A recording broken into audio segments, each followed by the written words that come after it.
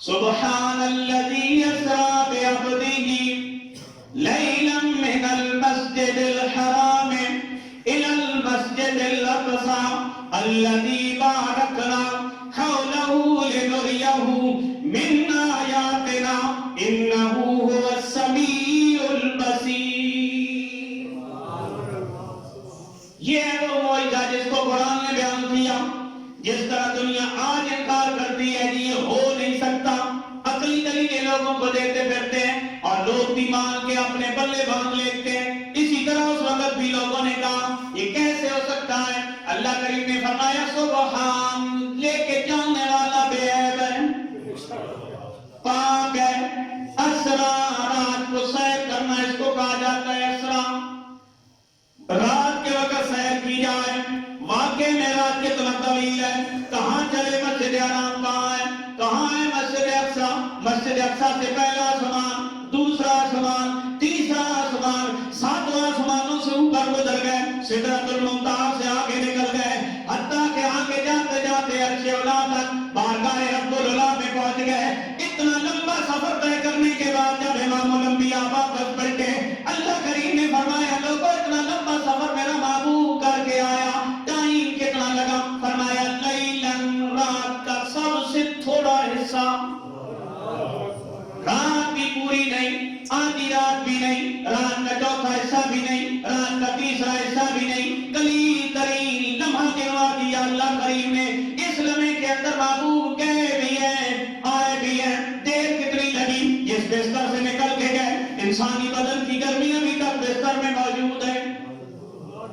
جس دروازے سے نکل کے گئے، اس سے نکلتی ہوئی جو کنڈی میں حرکت پیدا ہوئی، وہ حرکت ابھی تک قائم اور قائم ہے، کوئی کیفیت نہیں بدلی. میرے آقا کریم صلی اللہ علیہ وآلہ وسلم رات کے لمحات میں گئے بھی ہیں، واپس بھی آئے ہیں. صبح اٹھ کے سب سے پہلے آقا کریم صلی اللہ علیہ وآلہ وسلم نے یہ واقعہ معراج اپنی چچا جاد ہمشیرہ حضرت ام ہانی رضی اللہ تعالیٰ عنہ کو بتایا. انہیں کہا آج رات میرا رب مجھے عرشوں پہ لے گیا، آسمانوں پہ لے گیا، میں نے مسجد اقصی میں نبیوں کو نماز پڑھائی ہے، اللہ کی بارگاہ میں گیا ہوں، امت کے لیے نماز کا تحفہ لے کے آیا ہوں. جب سارا سفر حضرت ام ہانی کو میرے کریم نے بتایا، حضرت ام ہانی نے پہلی بات یہ کی، اے میرے پیارے یہ کبھی کفار کے سامنے بیان نہ کرنا، لوگوں کے سامنے یہ بات نہ کہنا، کیونکہ رات کو آپ سوئے بھی یہی تھے، یہی سے آپ گئے بھی ہیں، یہی پہ آپ پلٹے بھی ہیں. یہ تو بات بات میں کیڑے نکالنے والی قوم ہے،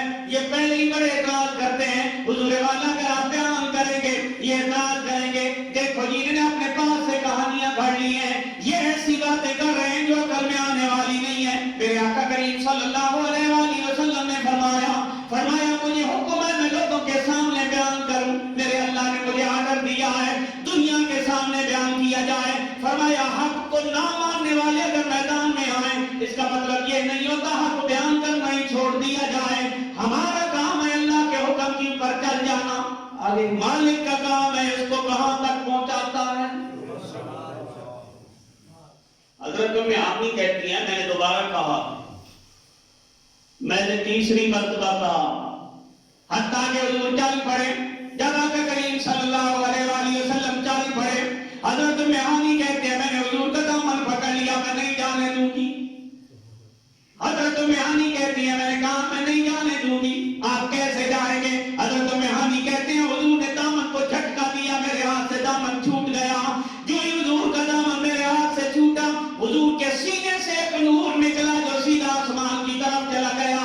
اس نور کے اندر ایسا کمال تھا، میں تو وہیں سجدے میں گر گئی اور سجدے میں پڑی رہی. جب میں نے سجدے سے سر اٹھایا میں نے دیکھا میرے قریب جا چکے تھے.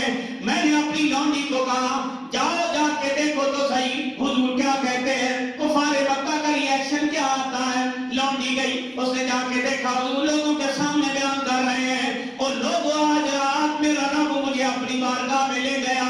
میں یہاں سے بیت الحرام سے بیت المقدس میں گیا، وہاں میں نے نبیوں کو نماز پڑھائی، وہاں سے میں آسمانوں پہ گیا، آسمانوں سے ہوتا ہوا سدرۃ المنتہا پہ گیا، جبرائیل امین وہیں رک گئے، وہاں سے تنہ تنہا میں اللہ کی بارگاہ میں گیا. اعلیٰ حضرت نے اسی منظر کو بیان کیا کہ سراغ نعمت کہاں تھا، نشان کیف و الہ کہاں تھا، نہ کوئی ساتھی نہ کوئی سنگی، نہ سنگ منزل نہ مرحلے تھے۔ سفر کرنے کے لیے لوکیشن کا پتہ ہونا ضروری ہوتا ہے، سمت کا تعین ہو، منزل کی خبر ہو، راستہ سامنے ہو۔ فرمایا وہاں راستہ واسطہ نہیں ہے، وہ تو وہ ہے جس کو لاپتہ کہتے ہیں۔ جو بھی علاقہ کریم نے یہ بات کی، انہوں نے اعتراض کی، آج بھی بات لوگ سر سید احمد خان اور دیگر جتنے لوگ ہیں، یہ جدید ذہن کے مالک لوگ، انہوں نے کہا جی یہ واقعہ معراج کا، یہ واقعہ حقیقت میں ہے ہی نہیں بلکہ یہ خواب کا واقعہ ہے۔